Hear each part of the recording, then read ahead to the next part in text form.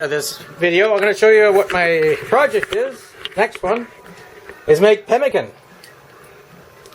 And I don't know how much light is shining here, but this is just strips of beef that I put in my smoker for 2 days at a low temperature. And you can see it's really dried out, and just break it in half. And I'm going to mix it with this product here, beef suet. I'm going to melt this in a pot. I'm going to pound this into like flakes or powder almost in a mortar and pestle or some other way, maybe a blender.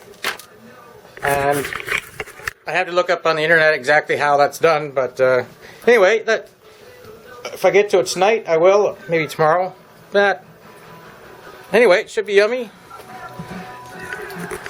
And I'm going to try to make it as traditional as I can. Hi there. And the power's out again.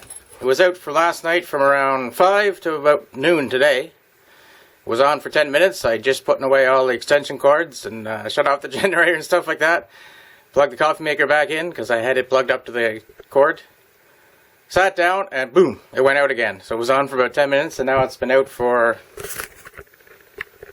I don't know, about 20 minutes. So what can I do without power? And it's raining outside. So what I'm going to do is going to continue on with my pemmican experiment. I know it's bad light, sorry about that. So I got the beef here, and this is eye around, and there's no salt or anything on it. It's just sliced like that and then dried out. You could do it in your oven too, if your oven goes low enough to not cook it, but just to dry it down. Or dry it out, sorry. And my oven only goes down to 170. You can keep the door open a bit, that would help. But then again, it's only a 110 plug out in the smoker, so I use that. So I'm going to take it, I'm going to make them into crumbs, or dust, or flakes, in my brand new mortar and pestle. And I'll get back maybe when I'm finished. Hopefully the lights will be on. Okay. Hope this is focusing. Anyway, this is the kind of consistency I think we're looking for. Oh, there's a big chunk there. It's kind of like flakes of the beef. I think I put too much beef in there because it's kind of padding itself.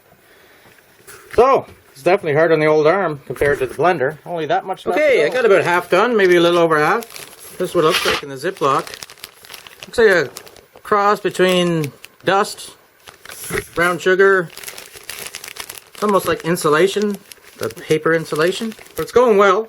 One thing I didn't say is before you put your beef to dry, you should cut out as much fat as you can, because fat you don't want. And eye around's a good roast or steak to use because it has very little fat to begin with.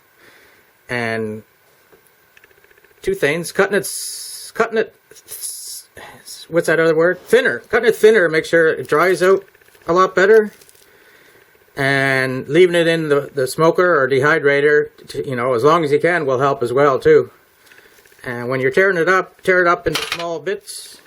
I don't know if you can see, but small bits like that just makes it easier to grind with the mortar. And while you're splitting it up, if you come across anything like this, yeah, you should remove that and give it to the dog. I think you've seen Ben's nose there. But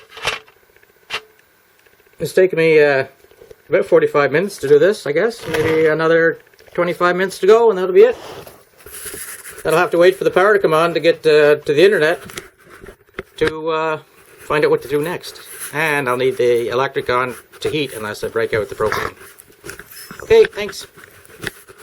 Where's the GB button? Heck, I forgot to get you guys involved in the process there of making pemmican.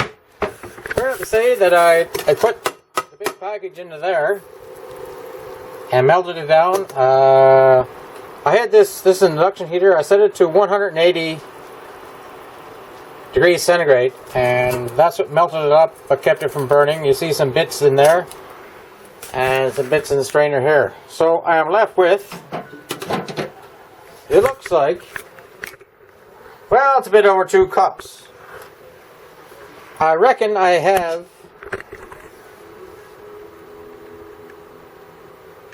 maybe 2 cups of beef.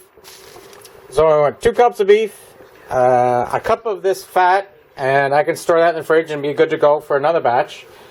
And I don't know, I'm kind of indifferent now. I was going to make it just plain, but most of the recipes I've seen, and from natives too, they put dried fruit in it. So I was going to say, yeah, maybe I'll pick up some dried cranberries tomorrow. But maybe better, not better, but just because I can't wait till tomorrow, I have a jar of huckleberry jam, or sauce that I made. And maybe I'll just mix that with the beef and then put in the hot fat. I'm going to let this cool down for a bit before I pour it in, because I don't want to deep fry the beef. Anyway, after that, well, I think I'll have like a pan like this. A tinfoil pan. Matter of fact, this one looks perfect.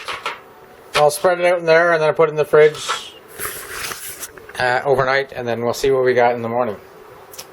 So, yeah, I'm doing pretty good. Been drinking since noon. Haven't burned myself yet. We get back in there. Okay, I come back already. I poured the beef into this measuring cup, 2-cup measuring cup, so you can see there is actually 2 cups. Here, Ben.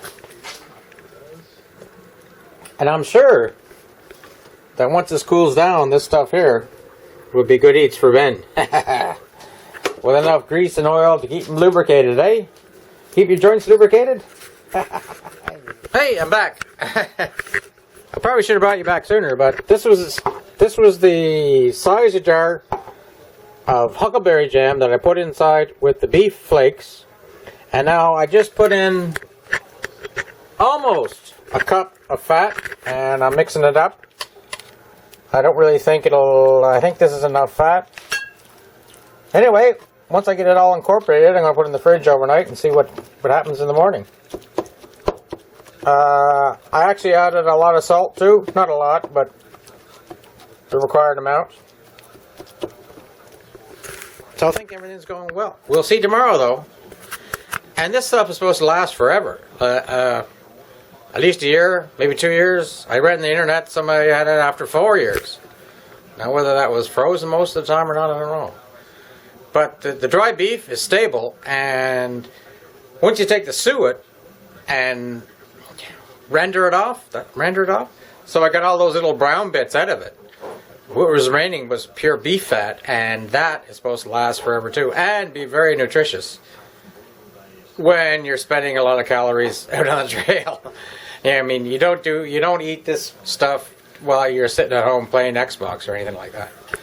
Anyway, hopefully we'll see the finished product tomorrow. Thanks. Oh, it's not Chris Oak. There's more. Oh, I should have saved a drink. This is the pemmican I was making.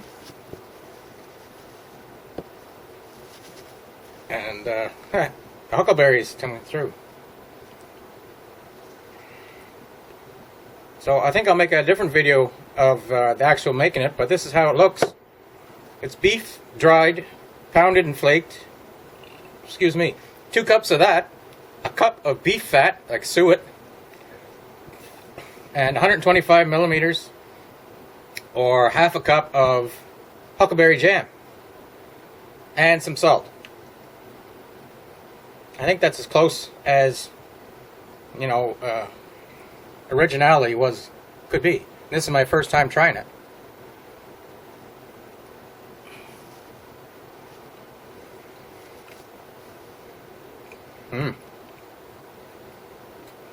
Beefy.